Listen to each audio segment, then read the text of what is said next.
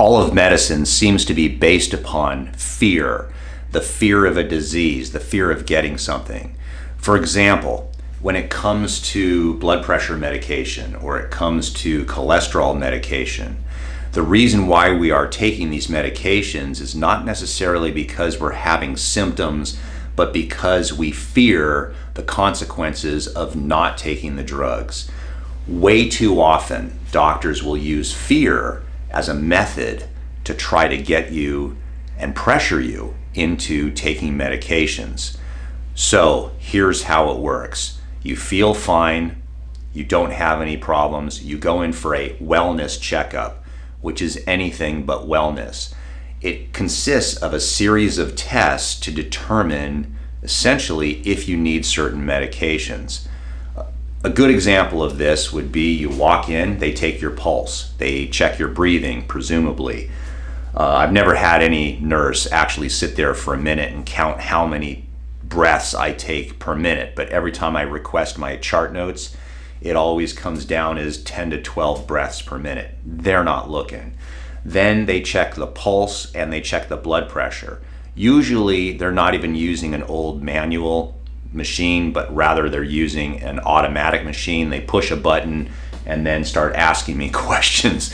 But they're looking for numbers to determine whether you get a medication. Then the doctor comes in and looks at different body parts to see if there are diseases.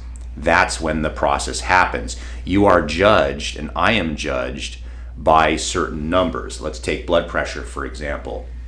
Now, I know everywhere in the world there's different numbers, but essentially in America, anything above 120/80, you're going to get a little spanking or a little slap on the wrist, that your blood pressure is a little high. How much higher you go is going to determine essentially how many medications you take. Now, many people have commented in past videos down in the comment section how they were pressured or even yelled at by their doctor that they must take medications, otherwise you're going to have a heart attack or stroke soon. This is how healthcare works. This is the fear-based style of healthcare.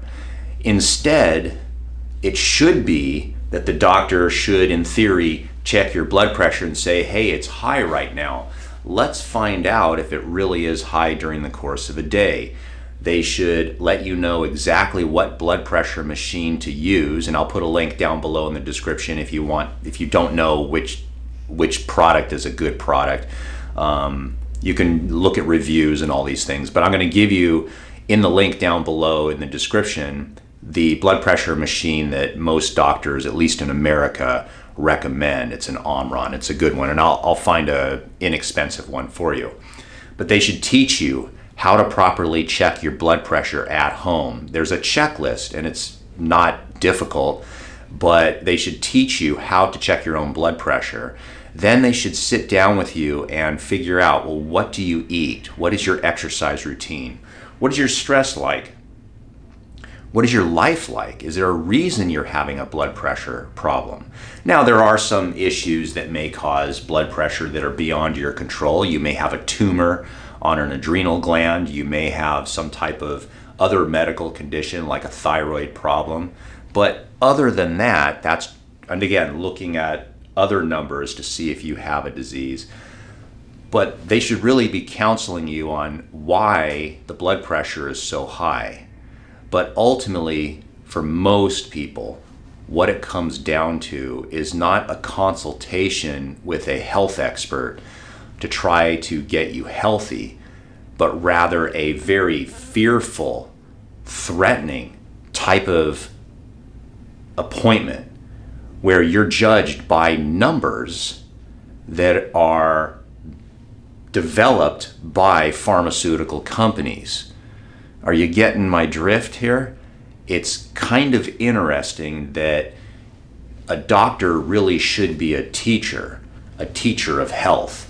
If you're having a health problem, our job, as I see it, is to try to get you well. It's to try to figure out why your body is doing the things that it's doing, why the blood pressure is high, because the blood pressure is usually just a reflection of something internally about your health that isn't going well. Well, you fix that and the blood pressure takes care of itself. If your cholesterol is too high, and I know there's always people that debate whether cholesterol is even an issue, but if you're going to use cholesterol as an issue, then what is the person eating? Are they exercising? Are they just high producers genetically?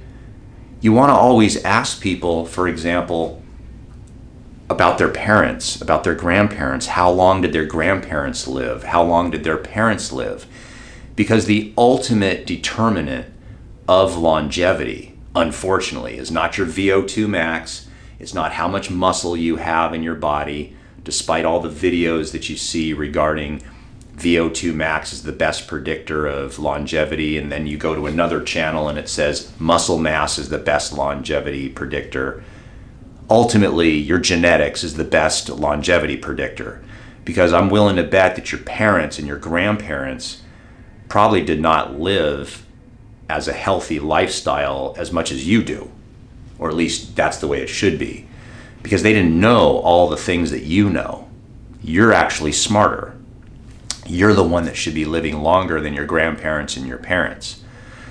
But the fear that very often happens in doctors' offices is the method by which they get you to take medications. I have had people comment in the comment section down below, and I've heard this myself in my practice, that patients were yelled at because they wanted to get off blood pressure medications.